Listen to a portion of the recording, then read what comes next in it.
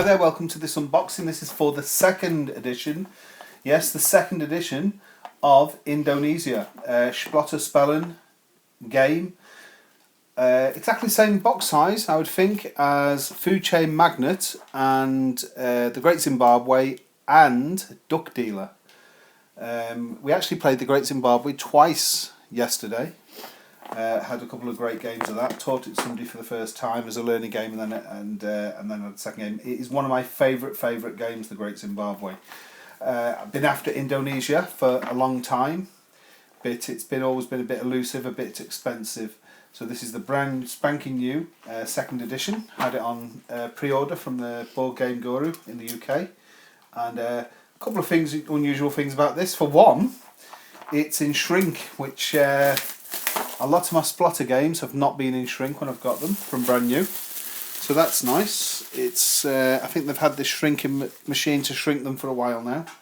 The box front, there was something about I think the original printing where it had like a gold leaf on the front and it looked really nice, but apparently it worn away, so it's a shame that's gone. So this is just a standard print on the box, but it's a lovely box front, isn't it? Very tasteful. Now there's a problem with the wooden components. They're way oversized, aren't they? So, but you can use them in a different way, and I'll get down to sorting that out. There's a ton of them in the box, isn't there? I have no idea how they've been managed to be made something like 4 times as too big. The components, not the discs, these components. I just cannot fathom how that has managed to happen. But they're used in a different way and not actually placed onto the board. So there is a way around it. But it seems a shame, these massive components. Lots of them. We've got money here. I guess we're going to play this with poker chips. It's a 2 to 5 player game. Playable, I think, does it actually say on the box? Let's have a look. Yeah, 2 to 5 players. Playable in 3 to 4 hours. I don't know how true that is to time. From age 14 plus up. Big, sprawling, epic trading game. So we've got the money here. Like I say, we will be using poker chips, but this is what the money looks like. There we go. Seems pretty nice anyway. Decent quality. Looking further into the box, there's a lot of stuff in the box.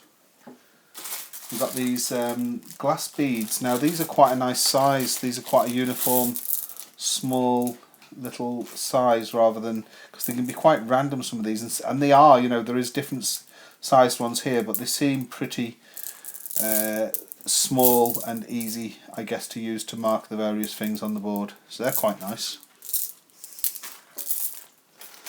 Give it a nice touch.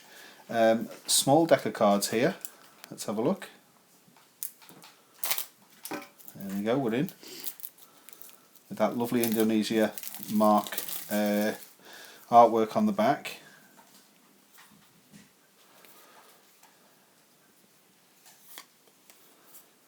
And it's just showing you different locations of the map board here. It's a very distinct art style. And now we come to some punch boards, quite a few punch boards to be fair. Now the original printing I have seen has wooden boats, and for practical reasons we've gone with cardboard boats in this one. And I don't know, I think the wooden boats looked quite nice on the board, so there is a way of, from spielmaterial.de, of getting wooden boats pretty cheap. And I actually might I'm pretty certain I will be getting hold of some wooden boats that were fit for purpose for this game, and also coloured wooden cubes to put on the board in place of these, which are way too big, and then use these off the board in some description. I don't know, because I've not played the game yet, but I've read a little bit about it. So there's some money. Coins here.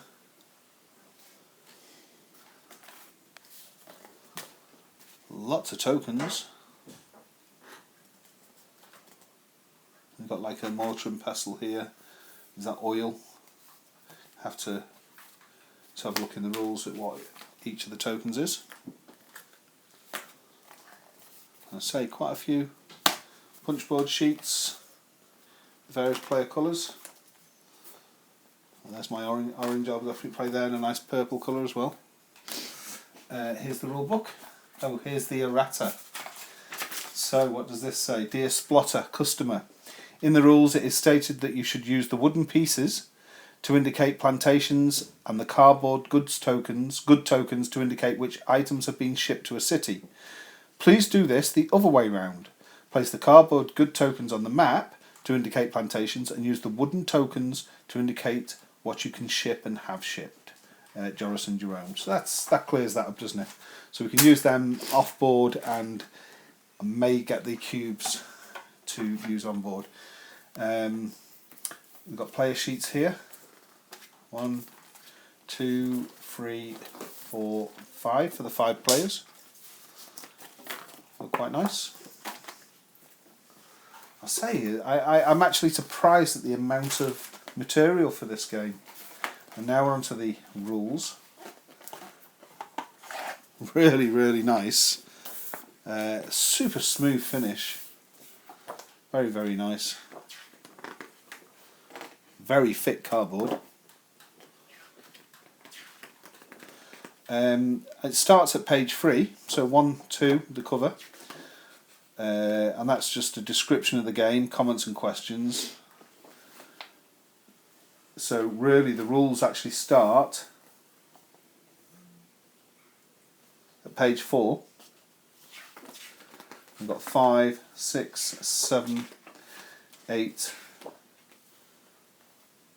9, 4, 5, 6, 7, 8. It's about 5 pages of entire rules, is that right? 1, 2, 3, 4, 5. Sorry, 6 pages of rules. About that's it.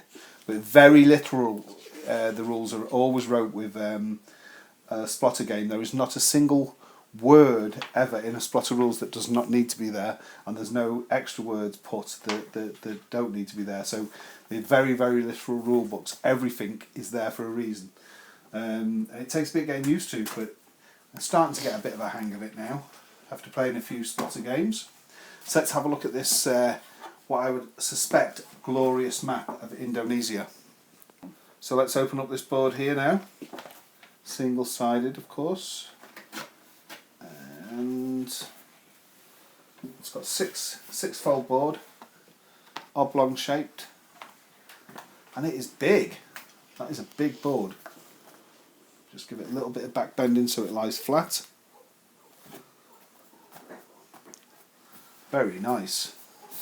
Apparently this there's been a few changes here to this board, and the board is going to be easier to play now. The weirdest board ever that I played with on a Splotter is Duck Dealer. That almost looks like a fuzzy board, but I quite enjoyed that. The play of that. Me and Paul played Duck Dealer, but by far, so far my favourite Splotter is the Great Zimbabwe. So we'll see how Indonesia fares. All in all, looks very, very nice. It's almost like one of those Grail games. This is. I think there's been quite a few people after this for a long time, so really, really pleased to have this in the collection. Going to enjoy punching and sorting all this and tricking it out a little bit. I'm going to get the little wooden boats from spielmaterial.de and coloured cubes to go on the board rather than tokens, and have these off the board. And it's going to be a fantastic edition, isn't it? Going to have some struggle putting it all back in the box, I think. That is the... fantastic, I would say. It's definitely got that following and held in very high regard. That is Indonesia, 2nd edition from Splotter Spellen. Thanks for watching.